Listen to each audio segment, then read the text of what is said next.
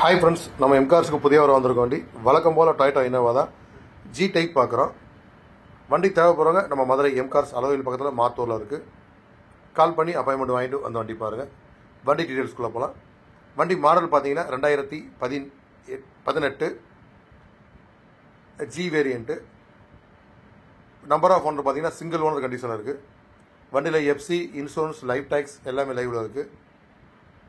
எம்கார்ஸ் அந்த வண்டிக்கு price code பண்ணியிருக்க ப்ரைஸ் பார்த்தீங்கன்னா 17,90,000 99,000 கோட் பண்ணியிருக்கோம். ப்ரைஸ் நெகசபிள் தான்.